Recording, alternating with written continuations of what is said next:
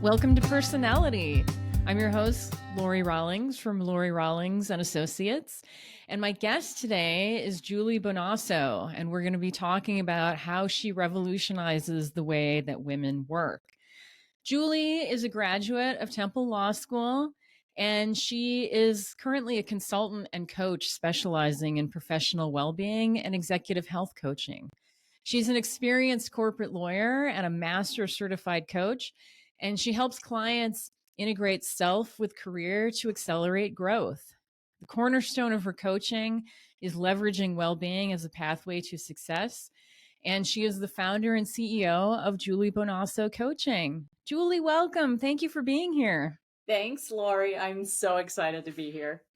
I'm so excited that you're here because I'll just be honest.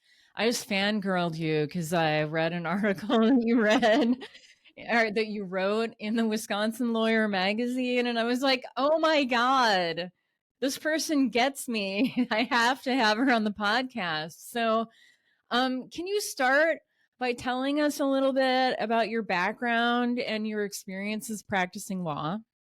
Sure. Well, that's so exciting. Thank you. Thank you for that. You know, I started off practicing law at a big law firm in Philadelphia, and I went into it with not a lot of intention, Laurie. It was just sort of the next step, and I thought it was something that I needed to do because that's what all of my peers were doing. So, long story short, I went into this career and went into this firm without really tuning into what I wanted to do. It was something that I thought I should do. And as a consequence, I ran into a lot of tension and resistance and friction along the way, ending up in burnout after practicing for about 10 years. So that's kind of the short version of my early career in law. That sounds exactly like my experience. Yeah. So, why did you then transition from practicing law to becoming a career coach? So I think, you know, your experience you said was similar to mine, and one of the reasons I moved into coaching is because I started meeting other women who were having similar experiences. So for about 10 to 15 years, I felt my health was being impacted. I felt really shitty. Can I say that here? Really Yeah, shitty absolutely. This is an about X-rated myself. podcast. Right. Yes, you can say swear words. My self-esteem was taking a hit because everything that I had done up until that date is I had followed this blueprint. And if you work hard and you do this, you'll have success. And so I was doing that in the law firm world, but I wasn't having success. My health was being crushed. And then I was also feeling really insecure about my capabilities. And more than all of that, the bigger hit that was happening was like what I say to my psyche. Like I was really being impacted from a soul perspective. So after jumping around a lot, I decided to move into recruiting, and I went to work for this great organization. And a lot of your listeners may have heard of it, Major Lindsay in Africa. They're a global recruiting firm. Sure. And it was there that I started to see this little light bulb of when I was helping candidates who were coming to me looking for a new career or new job. I should say a new job, not a new career. That it really lit me up. And many of them, most of them were women, and most of them actually had been on a similar journey that I had. They were just jumping from one job to another without really thinking about the bigger picture of a career. What did they want to really do? So it was in that moment I felt like the seed of coaching was born, because I felt that there was a need that was going untapped, that there were a lot of women who were really suffering, particularly moms, and they didn't feel like they had any options. And I wanted to be able to give them some hope and some options and a path. That's so brave. I mean, how did you find the courage to make that shift? It was really scary, and I thank you for saying it was brave. I didn't feel like that at the time. But I think what motivated me to make the shift and to stick with the shift is um, this this deep, deep desire to help institute change for other people, because I really saw a system that was very broken. And I didn't feel that I could change the system, but I felt that I could help those within the system who wanted a change for themselves get that change for themselves. And so when times got rough, or when it felt scary, or I felt really insecure about leaving the great paying job or being judged by other people for doing so, I just kept coming back to that why, that I felt like I had a mission, that I was also uniquely suited, given my experience and who I was as a human, to help people really create a better life for themselves. That's amazing. And a lot of the things you're talking about, they sound so familiar to me. Like, I jumped around a lot in my career practicing law too, because I didn't have a plan. I just kind of jumped from one place to another because I'm like, I don't like it here. Maybe it'll be better over there, but without really putting a lot of thought into it. And I thought I was the only one. But it sounds like a lot of people do that. Why do we do that, Julie? I know that, feeling like the only one, I felt that so deeply back then. And I felt such shame.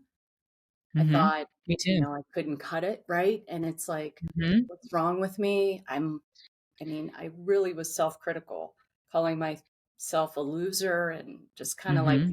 failure. You can't, you're, I don't have biological kids. And this was during the time that I was, in my early 30s. And so I wasn't able to have kids. I felt like my career was failing and that I was just like missing at every mark. And then I also say this, Lauri, with like a reflection and an awareness, like, you know what? I'm also somebody who grew up very privileged as a white, educated Hmm. woman in a family who loved her. And Hmm. so I want to be sensitive to that too. Like, you know, that I was suffering and I also had all of this opportunity. And so also kind of managing both of those things, like, what are you Hmm. going to do with all of this opportunity and how are you going to have an impact, instead of maybe showing up in more of a victim mindset. Hmm. So you asked the question, why do we do that? Like, I think we do feel so alone and isolated. And that maybe if we raise our hand or express our feelings, especially back then when I was coming up in Hmm. the late 90s, early 2000s, like nobody was Hmm. talking about it. It's more Right. acceptable now, and yet it's still scary. And so I'm not sure if I even answered your question, but I think it's more of a common experience. And the Hmm. more we talk about it and the more we share with people that they're not alone, I think the more brave people can stand up and say, yeah, I've kind of had enough of this and I'm going to go claim my life back. I think that's absolutely true. It's really important. I didn't even realize that I wasn't alone until I read your article and Oh I my stopped gosh, practicing really? law. Yeah, Wow, I that's stopped so. practicing law like 10 years ago. I jumped to a different career. So, yeah, I mean, I think you're absolutely right. Just talking about it is the very first step to getting people to recognize that, oh, okay, like I'm not the only one who feels this way. And maybe it's not me. Like Yeah. maybe I just don't fit in this system. And maybe there's a way that I can figure out where I do fit, where I do belong. Hey, Lori, how did you make the change 10 years ago? It was so serendipitous. So I had jumped around. I worked for 3 different law firms. I did a couple of in-house counsel positions, and I never really liked practicing law. I mean, there were aspects that I liked about it. I loved the intellectual stimulation. I love research and writing.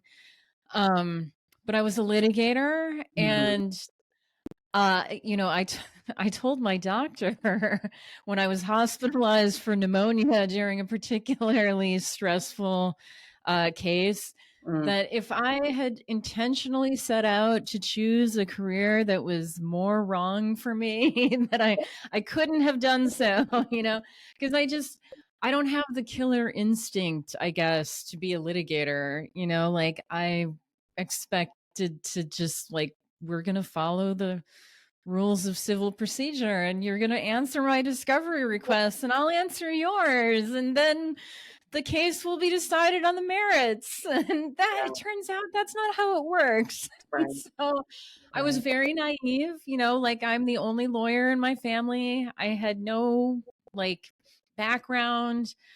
I think I told you this the first time we talked. Like I went to law school because Atticus Finch was my hero, and I Yeah, probably should have paid a little bit of closer attention to how To Kill a Mockingbird ends, because it's yeah, he loses the case and his client gets murdered trying to escape from prison.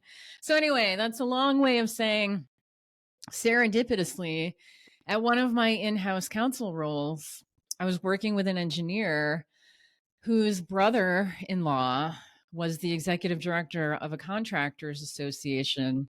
And that gentleman was also a lawyer by trade. He was oh, getting ready to retire. He needed somebody to assist him with labor negotiations that year. So the engineer I worked with connected us because he knew that I was looking for a different career opportunity.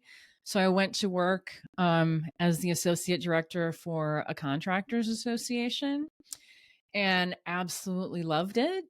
And I did that for 10 years. wow. First in Milwaukee, Wisconsin, and then for 3 years in Portland, Oregon. But I also saw some, gaps in the marketplace there and decided to start my own consulting business a couple of years ago, focusing on recruiting and retaining more women and people of color into the construction trades because there's such a desperate need to do Mm. that. And I felt like that was the most fun part of my job as an executive director and just something I was very passionate about. So, trial and error, serendipity, And no bravery, great. bravery and courage. I mean, Thanks. to Or make that leap. stupidity. It's one or the other. A lack of a sense of self-preservation. So yeah, like no great thought Mhm. out career plan. So yeah, but I think more people than care to admit it probably kind of fumble around in the same way that you and I did. Have Yeah, you seen that? yeah, absolutely. And for me too, and a lot of my clients who I coach, if they're looking for a career change, it's definitely not a straight line. I always describe it as sort of a stair step. It's you take a little step forward, and then you plateau for a while. Take another step forward and plateau for a while. So from me leaving traditional practice of law to getting here today, definitely was not a straight line, and there were some back steps as well where I thought, okay, I got to go back into this. This is, the life I want to create is not working, or at least I didn't believe it could work. And so there was a lot of in this process of really claiming the life and the career that you want. There's both the inner work, which comes down to what do you believe is possible, and then pairing that with as some of my mentors like to say, inspired action. So I do see that, and I see that it can be very scary, right? To also leave a very lucrative paying job. The clients I work with, some of them want a new career, and some of them, for whatever reason, can't leave. So I really try and help them through both of those paths. And again, recognizing this just not a straight line, that there's going to be some peaks and valleys, but hopefully those peaks and valleys sort of even out over time. But yeah, particularly in the beginning, I wasn't intentional for many, many years. And then once I got clarity, which is really the first step on what I wanted out of life for myself, then I was able to build my career around that. But it wasn't until I really had true clarity. And how did you find that clarity? So I've worked with a lot of coaches in this journey, done a lot of like personal growth. But honestly, the clarity for me came down to something that seems very basic, but it's also part of a lot of the work I do is I was feeling misaligned with my values, although I couldn't articulate what that was. So remember earlier I said like my psyche, my soul was really feeling impacted in the work I was doing as a young associate in a big law firm. And that was because I wasn't living my life aligned with my values. And so for me, how I got that clarity was really thinking about what was important to me. And once I identified the 2 or 3 key values that were important to me, then I started building my career around that. So I really look at this idea of integration more than balance and more than just career versus life is them really knitted together. And so that's kind of that's how I started, and that's how I got clarity on building this business that I have today. And so is that where the journey begins with your coaching clients? I mean, can you kind of walk us through a little bit what the process is like when you coach someone?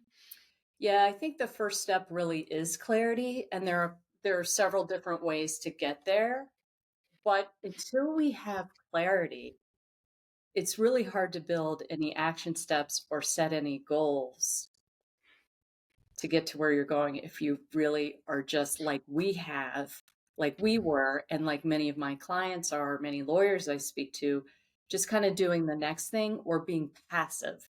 And so we're Hmm. kind of like bouncing around from thing to thing without having a clear vision. So definitely clarity is where we start. How we get to clarity depends on the client, but the values work is more often than not, part of the process. I do some other assessments depending on the client so that they can get a real robust sense of what are my values, what are my strengths, what are my weaknesses, what do I really love to do, what do I hate to do, what gives me energy, what's impacting my health, what is giving me more help. We I think particularly as lawyers or executives, we're very logic driven, very intellectually driven, and we're only thinking about um, sort of the bottom line as it comes to our career. So I really I really widen that lens and take a more holistic approach at the get go with my clients in terms of assessing and developing clarity, because then once you have clarity, then we can get to like goal setting, action steps, Right. things that we love to do, right? Yeah. Yeah. And I've been on that journey myself since I started this consulting business because I had to really sit down and think about what do I want? I've Yeah. always done like what my teachers and my parents and my bosses told me that I needed to do and what I should want. But I never really sat down and went through that sort of soul searching process that you're talking about, that I think is critical if you actually want to build a career that gives you work life balance and fulfillment, which I think are so important.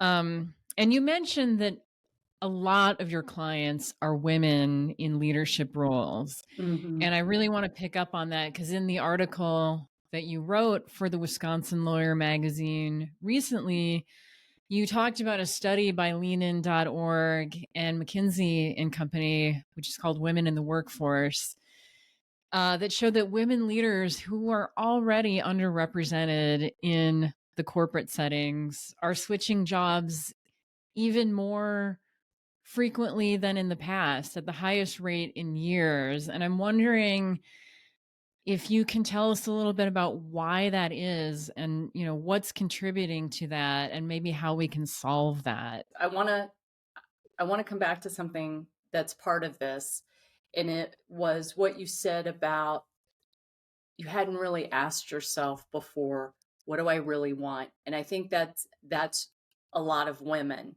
is that we've been taught, we've been socialized that if we do that, that's selfish. We have been taught to be quiet, to not have a seat at the table, to be in the background, to take a submissive role. And so all of that societal conditioning, I think, has prevented us from having that deep soul searching of saying, no, what do I want? So just wanted to come back to that because I think it's really important. I think it's a foundational piece for this next question. So anybody can go out and read the report, and it's pretty lengthy, and look at the statistics and so forth. But what it said, in short, was not really surprising to me. And that is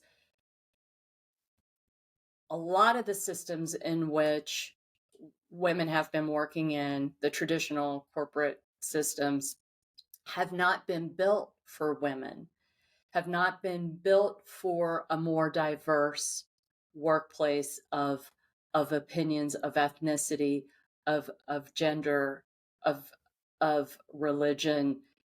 They have been built by and large by white men and have been around for decades, if not centuries. That is changing. But I think because of that, there's this concept called pattern matching. And I forget the exact definition, but the concept is when women are seeking venture capital, right now they're only getting like 2.7% of venture capital.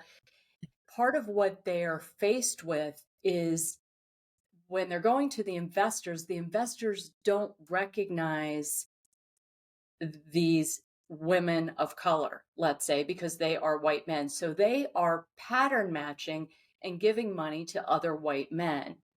And I think that same concept is coming up. It's sort of like a part of stereotyping. It comes up within traditional corporate organizations. So women are coming into these organizations and taught to, or feel compelled to, act like men and let go of the things that make them them. Or if they don't, then they are criticized for acting like men. So then there's this tension. Right. And even things that we traditionally think of as like traditional women leadership traits, like collaboration and empathy and vulnerability, those generally have not been viewed favorably, even though something like empathy is like one of the most critical leadership skills that one can have. So I think women, to get to your, the answer to your question, I think one of the reasons women are leaving in droves is because we are becoming more self-aware of like, that question of what do I want, and asking that and doing that soul searching, seeing that they're not getting it and saying, okay, I'm going to go start something else on my own, because now more than ever, there's the possibility to do that. Or if I've got to stay, what are some of the things that I can do within the structure to try and put in place? But I think women are leaving now more than ever because they're more self-aware, we have more agency, and there are more opportunities to say we can create our own business and exactly how, and run it the way we want to run it. Yeah, you raised so many great points there. I tend to speak So a lot. Cut me off. no, me too. I speak in paragraphs. So many things came up for me there. So the double standard, the tension to act like a man, but then be criticized for acting like a man.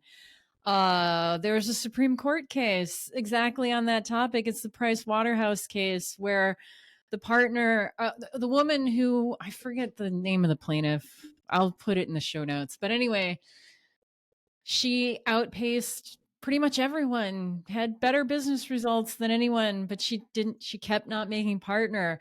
And so she talked to her supervisor and he said, well, you need to wear makeup and jewelry and like dress more like a woman. And the Supreme Court was like, what?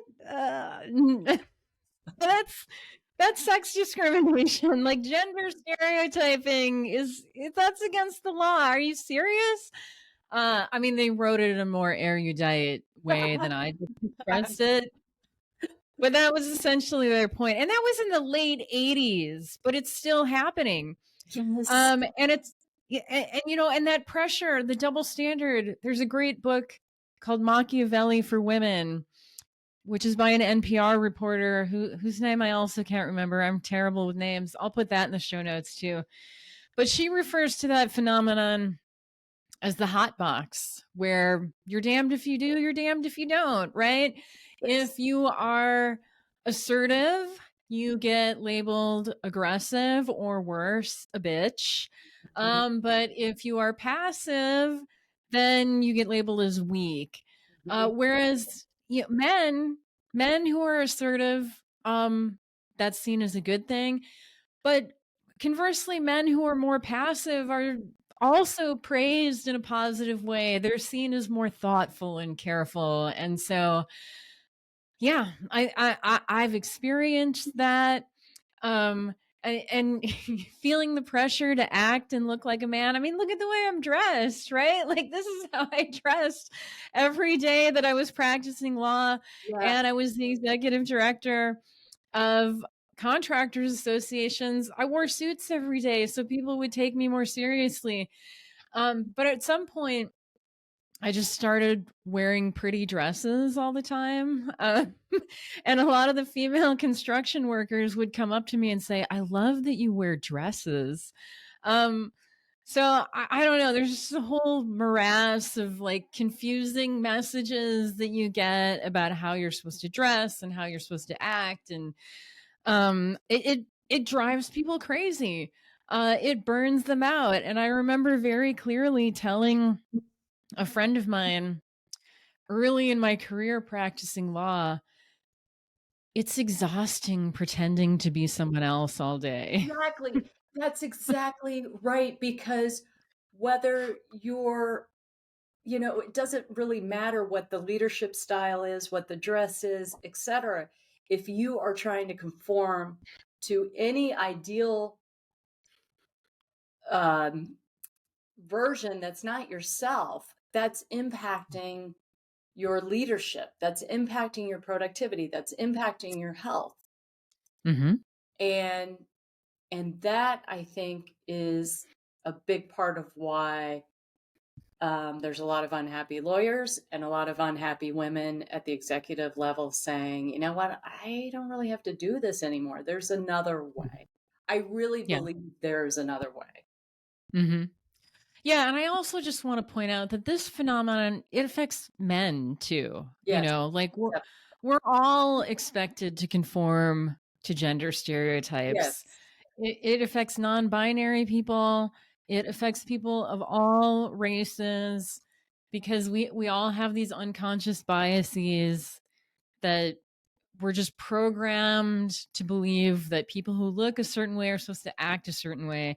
And I think there are a lot of straight white men who are probably very unhappy too because they feel like they have to act in a certain way. And I think we would all be better off as whole humans if we could just be ourselves at work.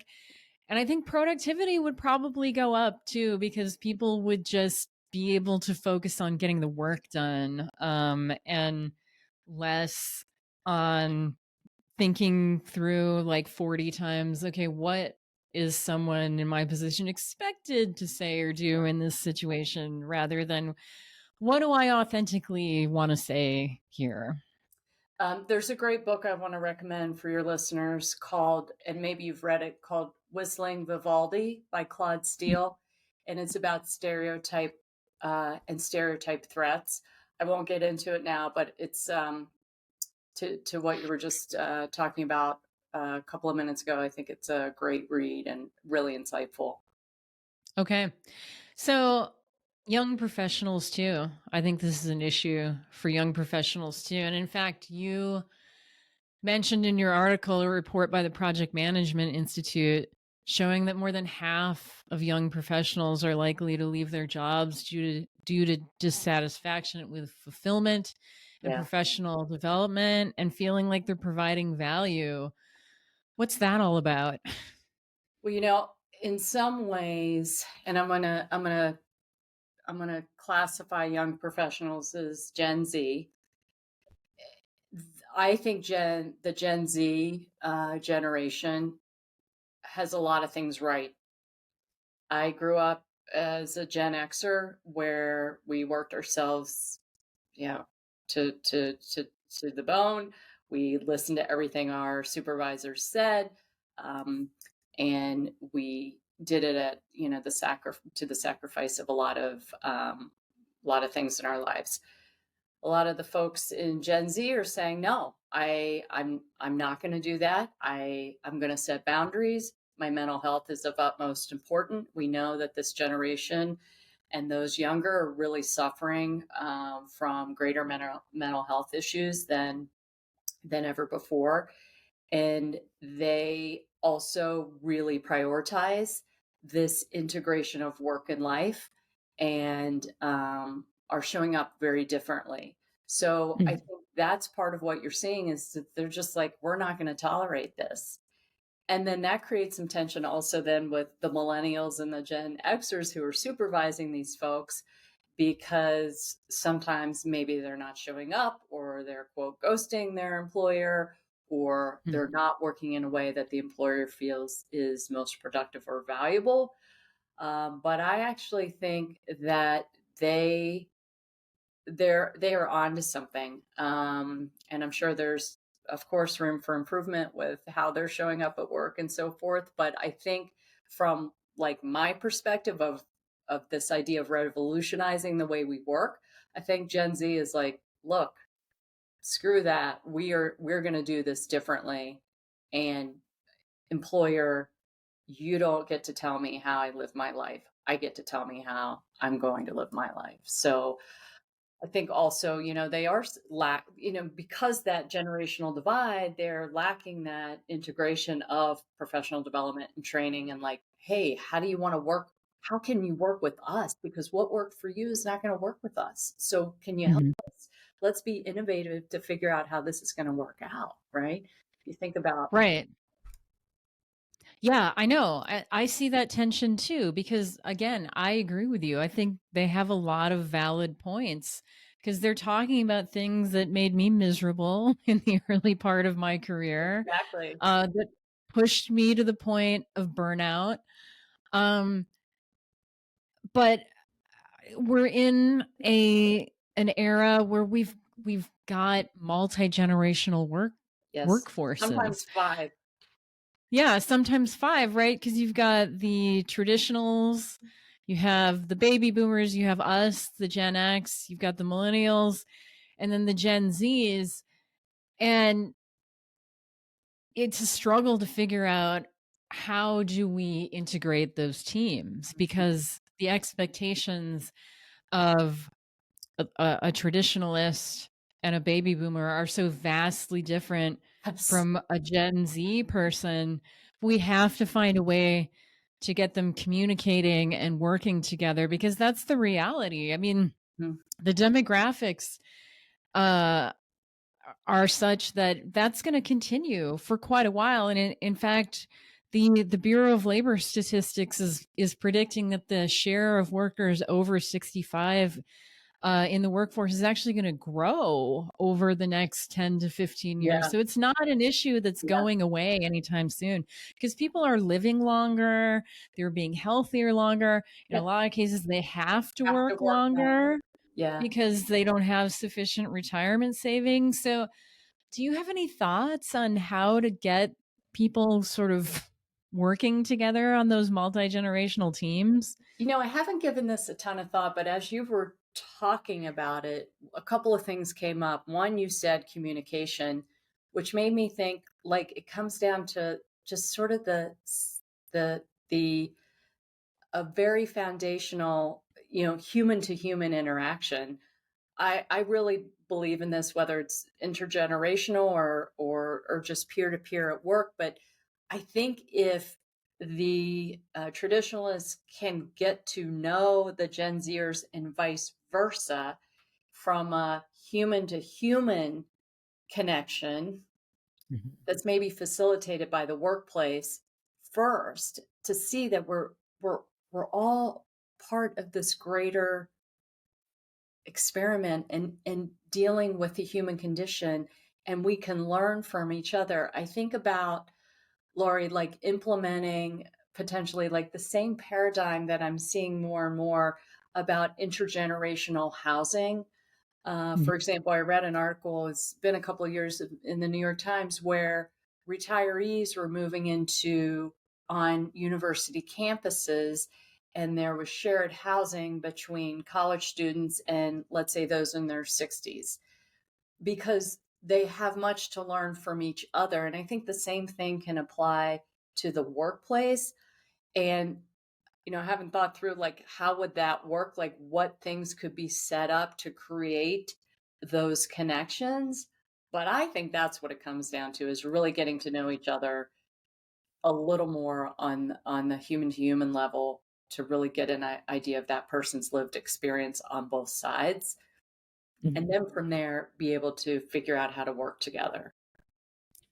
Yeah, that's the only bright idea I've come up with also is just getting people talking, getting them communicating, letting them get to know each other because I mean, I know for sure the baby boomers also were criticized by their elders for That's being right. lazy, Yes. flower children, hippies, right? Like I know that because I've seen you know, uh the motorcycle movie. What is that motorcycle movie called? Yes, I know what you're talking about. Yeah, yeah. Easy I've seen ride. Easy Rider. Yeah. Yeah, Easy ride. I know the baby boomers experienced the same kind of criticism about being lazy, entitled, and because I've seen Easy Rider. So, like, maybe it's just a matter of getting people to remember, oh, yeah, like when I was in Mm, my early 20s, my early part of my career, my values were very different yeah. from what they are now that, I'm in the late stage of my career. And so, as a way of kind of helping them connect Mhm. with some of the younger folks, just doing a little bit of like old fashioned remembering of what it was like for them as young professionals, I think probably could go a long way. But and I think that's really important because you also pointed to some data from Deloitte showing that almost half of young lawyers in particular, but I'm guessing it's most young people generally in the workforce, feel exhausted, stressed, and anxious at work all or most of the time. Yeah. Yeah. What's driving that? I think, it comes back to some of what we've already discussed. One is kind of how the system is set up. It's again set up in a very traditional way, and people are just working very differently now. I also think that post pandemic, there's people overall, including younger people, are having a tougher time from a mental health perspective. I mean, there's so much data out there that's talking about how people's mental health has been impacted by the pandemic and post pandemic. So I think those are a couple of contributing factors that that are at play. And I think law firms are just no different than any other large organization. We know all of the statistics around the struggles that lawyers have, and in particular young lawyers. And I just think the demands too in law, because of how the business model is set up. I mean, we've been talking about the billable hour model for two, probably longer than 2 decades, but I've been part of the conversation for 2 decades. That really drives, right? That drives more work, more exhaustion, more overwhelm, more productivity. Um, and law firms are doing more, right? The American Bar Association issued the report for that was the basis for the lawyer well-being report and task force nationally 2017, on which the Wisconsin task force was based. So there's lots of recognition of the problem and a lot of steps that have been taken to try and solve the problem. But to your point of the statistic you just cited, it's still very much present. And I think it's all of the same demands. And I think a big part of it, though, is the billable hour model. We are set up, law firms are set up, do more, charge more, earn more, bill more, make more. So I think until that's really upended, you're still going to have this cycle of exhaustion and overwhelm. Again, having said that, though, there's lots more discussion in law firms. There are coaches who law firms have hired to be on staff to help in a confidential way support their associates and their partners. There are well-being initiatives. So there's lots going on that did not exist even 10 years ago. That's great to hear. So, what are some of the well-being initiatives that you've seen that you think are particularly successful? Great question. I think one of the ones is having coaches on staff. So a lot of big law, and even those who don't fall in the AmLaw 200, have one or more trained wellness coaches or career coaches who are employed by the law firm, but have it set up in a very confidential way. So there's kind of like a firewall around the conversations that the coach is having with the lawyer, including, I was just speaking to someone who works at one of the top 5 law firms. He's a career coach there, and they actually have a job board, a confidential job board set up for associates if they decide they want to go somewhere else. And the whole transaction is confidential. So that, I think, is working well, and it's becoming more common. I think the other thing that's working well is just like this more support for whatever you define wellness to be. The ABA has 6 or 8 sort of components to what lawyer well-being means, spiritual, physical, mental, etc. And so there's lots of seminars, firms are offering on-site services like massages and yoga classes and meditation and things like that. Lots of CLE. Now in many states, CLE, there is like a wellness CLE unit or components. Oh, wow. Yeah. So there's more recognition. So all of those things are working well. Also, a number of states, more than half of the states, have instituted a lawyer well-being task force where they make recommendations, much like Wisconsin did, for how to better support our attorneys. One set of attorneys who I haven't talked about because that wasn't my world, but I know really suffer, are the public defenders and the DAs, particularly in Wisconsin, and the solo practitioners. Those are 3, I think, underserved and underrepresented, or at least from my perspective, because my world has been big law, but these 3 groups are really under a lot of pressure. They have large caseloads. Oftentimes they're working alone and don't have the support. And I know Wisconsin actually has an annual solo and small law firm conference that's targeted just to those folks, which I think is great. So I think more can be done to also address those pockets that aren't being served by the big law firms, because all of those things that I just shared that are working well, that's been my experience with the larger law firms, with the exception, of course, of the state task force, which trickled down to all lawyers. But I think more can be done for those solo small practitioners and those lawyers who are in the public sector. Yeah, that's a really good point. I mean, it's a whole different set of stressors that they Yep, face. that's right. And they're not getting paid nearly as much, right, as those Right. attorneys in big law, which can help ease some of it. Yeah, absolutely. Because, the advantage of having a salary from a big law firm is you can afford therapy.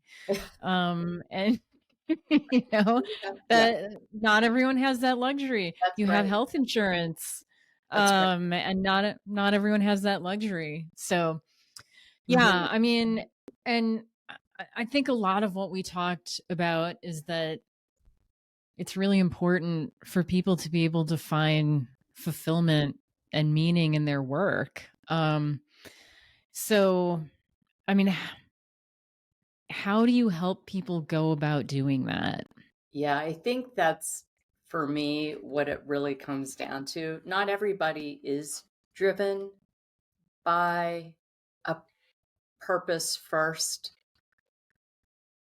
objective in their work, but for me Mhm.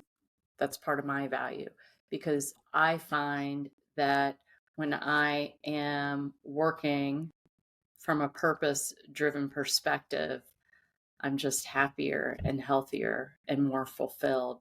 So it kind of comes back to the same thing I was talking about with respect to clarity, is Mhm. kind of starting fundamentally about identifying what's important to the individual, and also asking questions like, um, what happens if you don't make this change, to help them see the consequences if they decide not to make the change. What would that feel like? So I try to help them kind of get to that future state in the present moment so they can feel both sides of that. What would it feel like if you did have the change and it did occur? What would that feel like in your body? So some of this visualization and really embodying what it would feel like both ways, and the benefits and the consequences of not doing that, can be a helpful first step in the process of our work together. Excellent. Well, this has been a really enlightening conversation for me. And I'm just wondering if there's anything else that you think our audience should know. I think it's just simply not being so hard on ourselves, because I see that criticism really holds people back, myself included. And so it's really as basic as that. Yeah. And that's a hard thing for lawyers Yes, not to do because we're the only profession that has a dedicated adversary whose job it is to criticize you and point out everything you've done wrong. that's right. And our And- job is to be a risk manager, right? So we are constantly looking for the danger around us. right. So that's a really disempowering or negative mindset. We're, Hmm. we're, we're looking at all the limitations as lawyers versus looking at all the possibilities in many ways. Right. That's a really good point. It's a really good point. And if we could find a way to approach things with that more constructive mindset, it might really help with burnout and mental health issues. I think just one final note, we talked about this earlier, is just I really want people to know they're not alone. Like, there are other people who have gone through this, that they are not alone, that there is a path out. There is a path forward. That's really encouraging. And I really appreciate the work that you're doing because Thank you. it helped me just to read your article in the Wisconsin lawyer, and to have this conversation with you. And I'm hoping that other people listening will recognize they're not alone, no matter where they are in their career path, what career they're in. There is a way to find meaning and fulfillment and better work-life balance. So I really appreciate your time and the work that you do. Thank you, Lauri. It's been a pleasure. Thank you.